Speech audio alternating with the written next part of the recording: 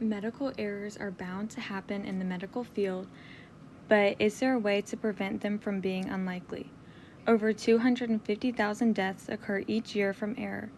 Many studies have proven that overworked medical professionals are more likely to make errors. When doctors and nurses are not able to provide sufficient care, it puts the patient at extreme risk.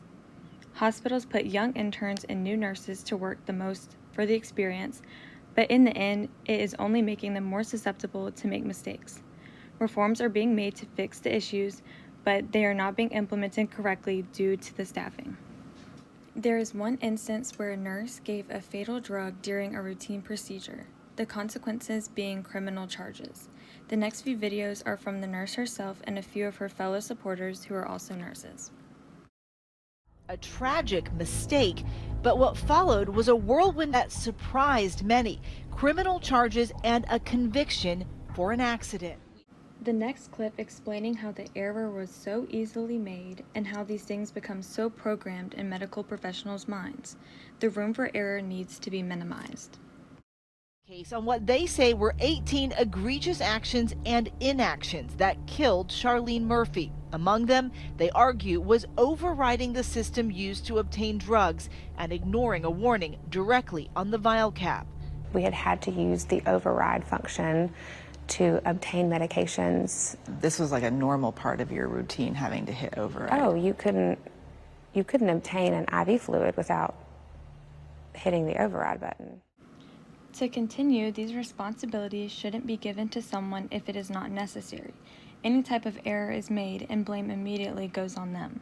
The next clip goes into some detail of how easily distracted she was.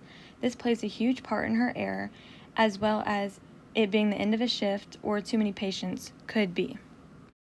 Vaught admitted she was distracted that day because she was escorting a trainee. Anytime you have an additional responsibility, that responsibility can be distracting. I allowed myself to split my focus. Given her story and her charges, many nurses have come together to support her and the accident. There have been many rallies and protests trying to prove how she doesn't deserve the jail time, and how accidents like hers can be prevented with the right changes. A nurse talks about in the next video the demands on the job and the nursing system. An already vulnerable healthcare system on the brink of collapse. We'll spend an entire 12-hour shift not going to the bathroom, not eating, not drinking enough water. You get to the end of the day and you're just mentally, emotionally, and physically exhausted. The system is set up to make it easy for us to make a mistake like this. After hearing the demands and long hours they work, it makes you think about the errors that go unseen and not reported. Given there are over 250,000 deaths each year from error, there have to be many cases like this one. Tina talks again about how this is a safety concern for doctors, nurses, and the patient's care. This not only affects the patients, it affects everyone involved. This is a public safety issue. I don't want to live in a world where if I go to a hospital, the nurses and doctors that are going to be taking care of me would be afraid to speak up if they made a mistake. Furthermore, medical professionals making these mistakes end up having long-term issues. If they are not terminated, they continue to have lack of confidence, low self-esteem, and less job satisfaction. This leads to more medical errors made, added stress, mental, physical fatigue, and less than adequate patient care. This is a never-ending cycle that these nurses are trying to change for the better.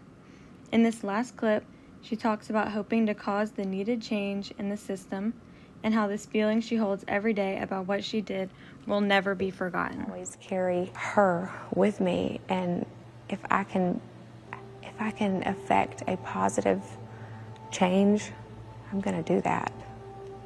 It is heart-wrenching to know that Miss Murphy and her family were so horrifically let down. They are the patient and the family that will live with me the most.